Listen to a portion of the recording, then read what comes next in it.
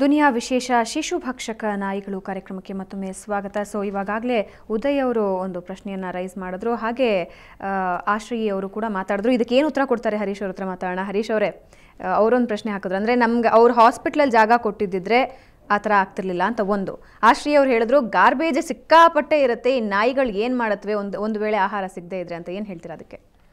ಈಗ ಅದು ಒಂದು ಪ್ರೈವೇಟ್ ಹಾಸ್ಪಿಟಲ್, BBMP ಅದರ ಮೇಲೆ ಏನು ಹೋಲ್ಡ್ ಇಲ್ಲ. ಮತ್ತು ಅವ್ನು ಯಾಕೆ ಬಿಟ್ಟಿಲ್ಲ ಅಂದರೆ ಅವನು ಸಿಕ್ಕಾಪಟ್ಟೆ ಕುಡ್ದಿರೋದ್ರಿಂದ ಅವನ್ನ ಅಲ್ಲೇ ಒಳಗಡೆ ಮಲಗಕ್ಕೆ ಬಿಡಲಿಲ್ಲ, ಬೇಸ್ಮೆಂಟಲ್ಲಿ ಮಲಗಿದ್ದ ಅವನು. ಎರಡನೇ ಪ್ರಶ್ನೆ, ಹೌದು ಇವತ್ತು ಏನಾಗ್ಬಿಟ್ಟಿದೆ ಅಂದರೆ ನಮ್ಮಲ್ಲಿ BBMPಯಲ್ಲಿ ನಾಯಿಗಳ ಬಗ್ಗೆ ಇರೋಂಥ ಒಂದೇ ಅಸ್ತ್ರ IABC ಪ್ರೋಗ್ರಾಮ್.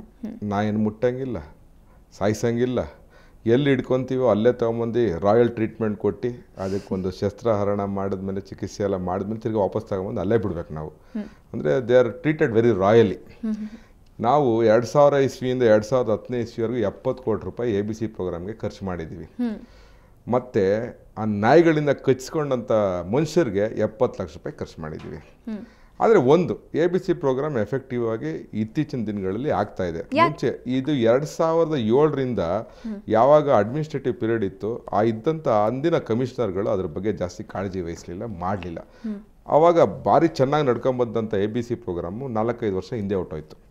ಇವತ್ತೇನಾಯಿತು, CMCಗಳು TMCಗಳು 110 ಹಳ್ಳಿಗಳೆಲ್ಲ ಸೇರ್ತು. ಅಲ್ಲೆಲ್ಲ ಗಾರ್ಬೇಜ್ ಡಿಸ್ಪೋಸಲ್ ಸಿಸ್ಟಮ್ ಏನಿಲ್ಲ. ಬೆಂಗಳೂರು ಕೋರ್ ಏರಿಯಲ್ಲಿ ಒಂದು ಸ್ವಲ್ಪ ಸಮಸ್ಯೆನ ಸರಿ ಮಾಡೋಕ್ಕೆ 100% ಇಲ್ಲ ಅಂದರೂ ಅಟ್ಲೀಸ್ಟ್ 90-95% ಸರಿ ಮಾಡಿದ್ದೀವಿ. ಏನಾಗಿದೆ ಇವತ್ತು ಅಂದರೆ, ಈ ಗಾರ್ಬೇಜ್ ಯಾವತ್ತವರೆಗೂ ನಾವು ಗಾರ್ಬೇಜ್ ಡಿಸ್ಪೋಸಲ್ ಸರಿಯಾಗಿ ಮಾಡಲ್ಲ, ಈ ನಾಯಿಗಳೆಲ್ಲ ಇರುತ್ತೆ. ಆದರೆ ನಾವು ABC ಪ್ರೋಗ್ರಾಮ್ ಇತ್ತೀಚಿನ ದಿನಗಳಲ್ಲಿ 20 ಪ್ಯಾಕೇಜ್ ಮಾಡಿ ನಾವು 4 ಪ್ರಾಣಿ ದಯಾ ಸಂಘದವರಿದ್ದರು, ಇವಾಗ 8 ಜನ ಇದ್ದಾರೆ. ಅಂದರೆ ನಾವು ಚೆನ್ನೈಯಿಂದ ಕರ್ಕೊಂಬಂದಿದ್ದೀವಿ, ಹೈದ್ರಾಬಾದಿಂದ ಕರ್ಕೊಂಬಂದಿದ್ದೀವಿ, ಮತ್ತು ಪೂನಾಯಿಂದ ಕರ್ಕೊಂಬಂದಿದ್ದೀವಿ. ಈ ವರ್ಷದಲ್ಲಿ, ಕಳೆದ ವರ್ಷದಲ್ಲಿ ನಾವು 69,441 ABCನ ಸಕ್ಸಸ್ಫುಲ್ಲಾಗಿ ಮಾಡಿದ್ದೀವಿ. ಅದಕ್ಕೆ ಪುರಾವೆಗಳಿದೆ, ಪ್ರೂಫ್ ಇದೆ. 3,42 ಲಕ್ಷ ರೂಪಾಯಿ ಹೋದ ವರ್ಷ ನಾವು ಖರ್ಚು ಮಾಡಿದ್ದೀವಿ. ಅದರಿಂದ ನಾವು ಮಾಡಿದ್ದಕ್ಕೆ ಯಾವುದೇ ಒಂದು ರೇಬಿಸಿಂದ ಸತ್ತಿದ್ದಂಥ ಯಾವ್ದು ಇನ್ಸ್ಟೆನ್ಸು ಇವಾಗ ಬರ್ತಾ ಇಲ್ಲ. ಅಂದರೆ effectively we have done up to 1 mark. ಎರಡನೇದೇನೆಂದರೆ, ನಾವು ಏನನ್ನ ಮಾಡಿ ಈ ಫೆರೋಷಿಯಸ್ ಡಾಗ್, ಈಗ for instance these are all ferocious dogs, ಇದನ್ನು ನಾವು should put them to sleep. ಆದರೆ ಮಾತಿತ್ತರೆ ನಮಗೆ ಪ್ರಾಣಿ ದಯಾ ಸಂಘದವ್ರು ಒಂದು ಸುಪ್ರೀಂ ಕೋರ್ಟ್ ಆರ್ಡರ್ ತೋರಿಸ್ತಾರೆ, ನೀವು ನಾಯಿನ ಸಾಯಿಸಂಗಿಲ್ಲ, ನೀವು ನಾಯಿನ ಅದು ಮಾಡಬಾರ್ದು ಇದು ಮಾಡಬಾರ್ದು ಅಂತ. ಇವ್ರು ಹೆಂಗೆ ಅಂದರೆ ರಸ್ತೆಯಲ್ಲಿ ಚೆನ್ನಾಗಿ ಮುದ್ದು ಮಾಡ್ತಾರೆ. ನಾನು ಹೇಳೋದು, ಇವರು ಅಷ್ಟು ಪ್ರೀತಿ ಇದ್ದರೆ ನಾಯಿಗಳನ್ನ ಜೊತೆಯಲ್ಲಿ ಕರ್ಕೊಂಡೋಗಿ ಮನೇಲಿ ಇಟ್ಕೊಂಡು ಪ್ರೀತಿ ಮಾಡಿ. ನಾನು ನಾಯಿ ಸಾಕಿದ್ದೀನಿ, ನನ್ನ ಮೇಲೆ ನಾಯಿ ಇದೆ. ನನ್ನ ಫಸ್ಟ್ ಇಂಟರ್ವ್ಯೂ ಬಂದಿತ್ತು ಒಂದು ಪತ್ರಿಕೆಯಲ್ಲಿ. ನಂದು 2ನೇ ಮಗ ಒಂದು ನಾಯಿನೇ, ನಂದು ಪ್ರಿನ್ಸ್ ಅಂತ ಹೆಸರು. ಅದು 2 ವರ್ಷದ್ದು ಜರ್ಮನ್ ಶೆಪರ್ಡು, ಭಾರಿ ಪ್ರೀತಿಯಿಂದ ಸಾಕಿದ್ದೀವಿ. ಹಂಗೆ ಸಾಕಲಿ, ನಮಗೇನು ಬೇಜಾರಿಲ್ಲ. ರಸ್ತೆಯಲ್ಲಿರೋ ನಾಯಿಗಳಿಗೆಲ್ಲ ಮೂಲೆಯಲ್ಲಿ ತೊಗೊಂಡು ಮಿಕ್ಕಿದ ಪಕ್ಕಿದ್ದು ಅನ್ನೆಲ್ಲ ಹಾಕ್ಬಿಟ್ಟು 15 ನಾಯಿ 20 ನಾಯಿ ಸಾಕೋದು ಅಷ್ಟೇ. ಅನ್ನ ಹಾಕ್ಬಿಟ್ಟು ಬಂದುಬಿಟ್ರೆ ಮುಗೀತು. ಇವರು ಪ್ರಾಣಿ ಪ್ರೇಮಿಗಳು, ಅನ್ನ ಹಾಕ್ಬಿಟ್ಟು ಬಂದುಬಿಡ್ತಾರೆ.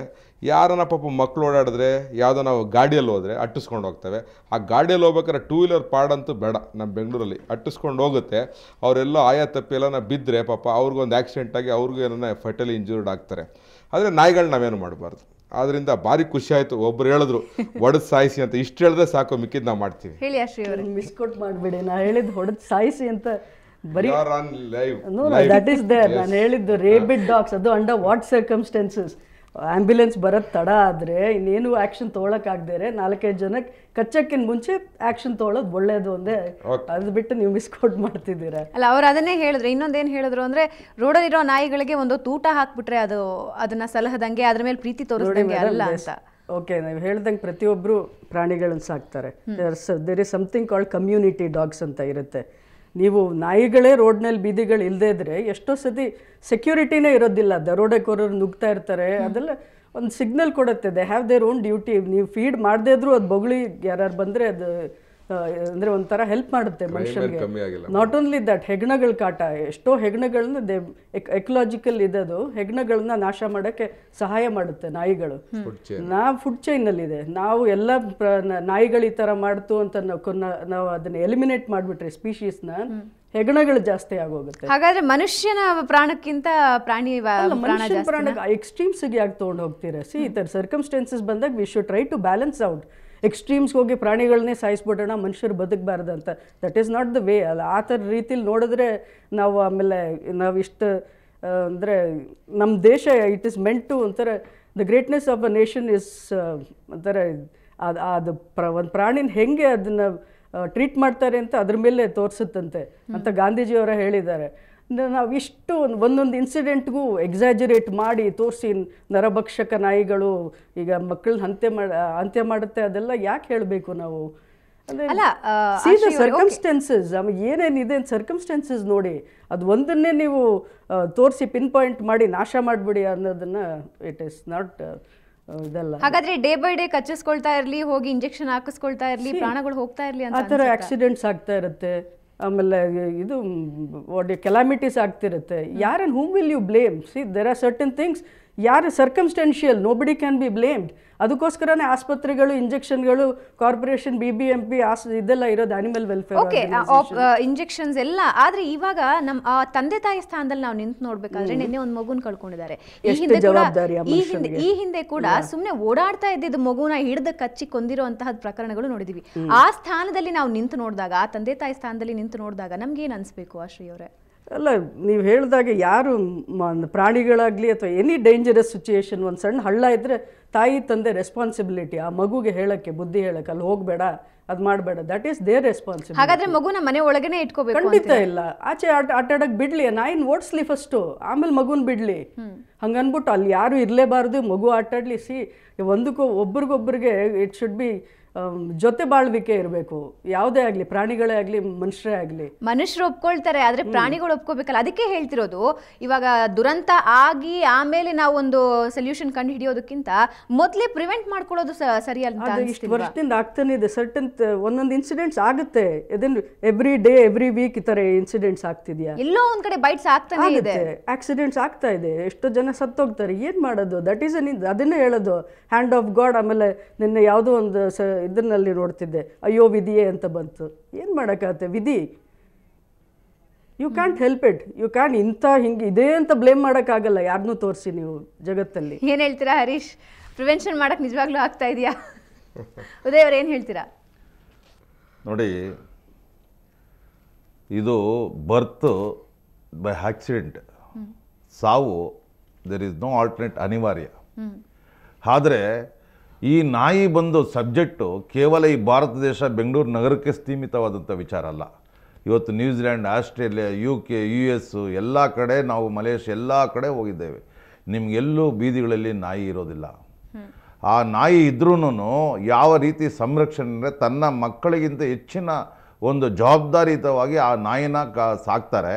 ಆ ನಾಯಿ ಇಡೀ ಆಸ್ತಿನೇ ಕಾಪಾಡುತ್ತೆ. ಆ ನಾಯಿ ಸುಮಾರು 500 ಕುರಿನ ಒಂದು ನಾಯಿ ಕರ್ಕೊಂಡು ಹೋಗುತ್ತೆ. ದಟ್ ಈಸ್ ದ ಕ್ಯಾಪ್ಟನ್ ಥರ ತಗೊಂಡೋಗುತ್ತೆ. ಆಸ್ಟ್ರೇಲಿಯಾದಲ್ಲಿ, ನ್ಯೂಜಿಲ್ಯಾಂಡಲ್ಲಿ ಹಸುಗಳು 1000 ಹಸುಗಳನ್ನ 2 ನಾಯಿ ತೆಗೆದುಕೊಂಡು ಹೋಗುತ್ತೆ. ಅಷ್ಟು ಮಟ್ಟಕ್ಕೆ ಒಂದು ಆಸ್ತಿನ ಕಾಪಾಡುವಂಥ ಒಂದು ಜವಾಬ್ದಾರಿ ಆ ನಾಯಿ ಮೇಲೆ ಇರುತ್ತೆ. ಆದರೆ ಇಲ್ಲಿ ಯಾಕೆ ಈ ರೀತಿ ನಮ್ಮ ನಗರದಲ್ಲಿ ಈ ನಾಯಿಗೆ ಪರಿಸ್ಥಿತಿ? Because of garbage.